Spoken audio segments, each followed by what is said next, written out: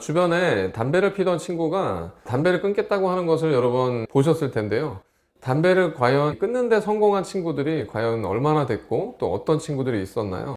쟤는 독한 애야, 독한 놈이야, 담배도 한 번에 끝내, 뭐 이런 친구들도 있었고, 쟤는 담배를 그래도 좀 적게 피웠으니까 끊기가 쉬울 거야, 이런 친구들이 있었을 것입니다. 담배를 끊는 것만큼이나 다이어트에 성공하기가 어렵다고 하는데요. 다이어트는 왜 이렇게 어려운 걸까요? 다이어트가 왜 이렇게 어려운지는 식욕 호르몬 수치와 뇌 MRI의 검사를 통해서 알 수 있었습니다. 셀지에 게재된 유명한 연구입니다. 실제로 3달 동안 하루에 1200칼로리를 먹는 다이어트를 하면서 식욕 호르몬 수치를 검사하고 또 뇌 MRI를 찍어봤습니다. 먼저 식욕 호르몬 수치가 다이어트를 하는 동안 어떻게 변했는지 검사를 보겠습니다. 다이어트 전보다 다이어트 한 달 후 또 3달 후에 갈수록 식욕을 억제하는 렙틴 호르몬은 적게 분비되었고, 식욕을 촉진하는 그렐린이라는 호르몬은 갈수록 많이 나왔습니다.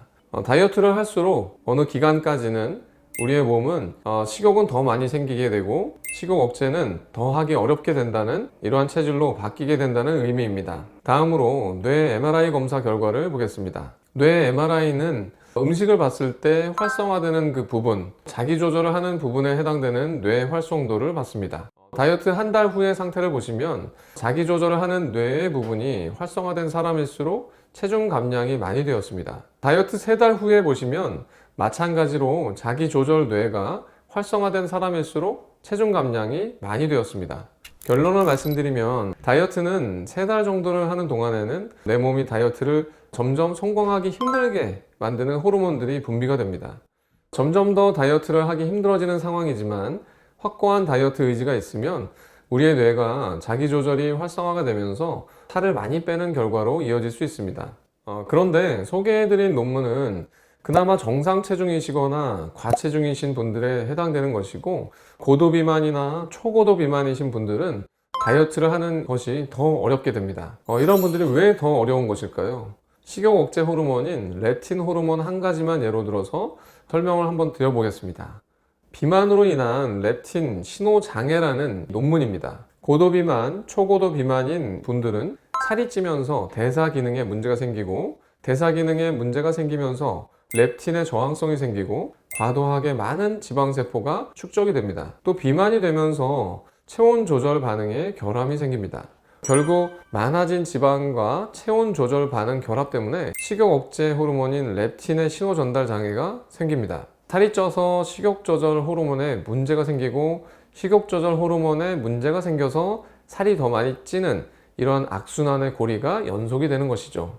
정상 체중과 과체중과는 달리 의지로 극복하기에는 힘든 상태가 되는 것입니다. 이러한 경우에 본인의 의지로 식욕 조절하는 단계를 넘었기 때문에 식욕 억제가 매우 힘들어지고 다이어트에 항상 실패를 하게 될 수 있습니다. 상태에 따라서는 비만 치료제나 비만 시술 등을 통해서 식욕 조절 호르몬이 잘 분비가 되게 해주고 또 물리적인 포만감을 주어서 식욕을 억제하게 도와줄 필요가 있습니다. 특히 소화기 내시경적인 비만 시술인 위풍선 다이어트 시술은 전신 마취와 칼을 대는 수술과는 달리 비수술적인 비침습적인 소화기 내시경을 통해서 위풍선을 삽입하여 포만감을 일찍 느끼게 하고 또 식욕이 억제되도록 도와줍니다.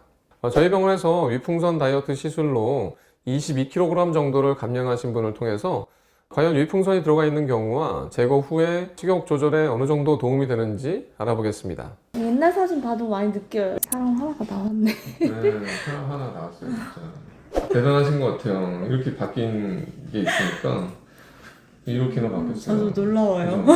진짜 놀랍네요, 진짜. 그만 빼라, 이 주변에서 네. 그래요. 우선은 어쨌든 네. 많이 못 먹으니까 네. 많이 먹으면 배가 아파요. 네. 그래서 점점 줄여나갔죠. 많이 못 먹게 하고 네. 이런 것들에 간단하게. 성공적으로 일단 식사량을 줄이셨는데 한 몇 퍼센트 줄여드렸어요? 먹는 거는 거의 한 20-30%는 거의 50% 이상은 줄인 것 50%? 같아요. 네. 밥도 거의 반에 반 공기 정도? 주변에서는 뭐라 그러세요? 주변에서 보면은 뭐 했냐 이렇게 네. 많이 물어보세요. 어떻게 뺐냐. 뭐 아파서 안 먹는 거 아니냐 뭐 이런 네, 거. 그다음에 이제는 배고픔을 좀 참는 거는 익숙해졌어요, 많이. 이게 연습이 되고 네. 수개월 동안 이게 연습이 됐기 때문에 계속 더 잘 하실 수가 있어요.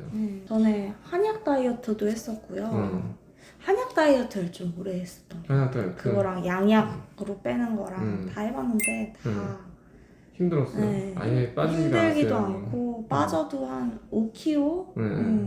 그래서 5kg 이상? 처음에 71.1kg에서 시작하셨는데 지금 48.9kg거든요. 네. 그러니까 23kg가 빠지셨는데 보통 이제 본인 체중의 17에서 18%를 목표로 갖고 엔드볼을 목표로 하는데 32%나 빠졌어요. 23kg가 빠지고 32%가 빠지셔서 너무 목표 체중의 거의 한 200% 이상 달성하신 것 같아서 너무 맞아요. 칭찬드리고 50을 네. 예상을 했었는데 저희가 이제 처음에 시작할 때 교육을 드릴 때 그때도 식습관 교정에 가장 주안점을 두자 이렇게 한번 말씀을 드렸었는데 식습관이 많이 교정이 되신 것 같기는 한데 이게 계속 이어져야 돼요. 일단은 지금은 더 이상 뺄 데는 없어요. 48kg이기 때문에 아주 적정한 체중이 다 빠졌고 근골격 대비해서 지방량도 그냥 적정한 정도다라고 생각이 돼요.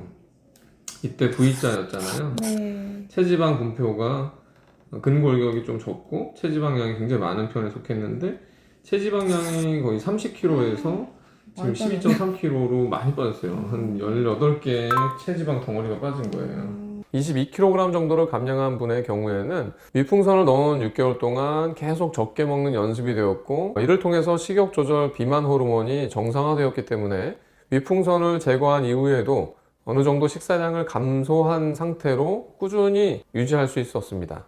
앞서 언급한 렙틴을 감소시킬 수 있는 유일한 방법은 그동안 논문에는 지속적으로 적게 먹는 것이라고 되어 있는데요. 위풍선의 볼륨만큼이나 계속 수개월 동안 적게 먹게 하기 때문에 시술 전후로 렙틴의 호르몬을 비교해 보면 렙틴 호르몬이 모두 감소한 결과를 볼 수 있었습니다.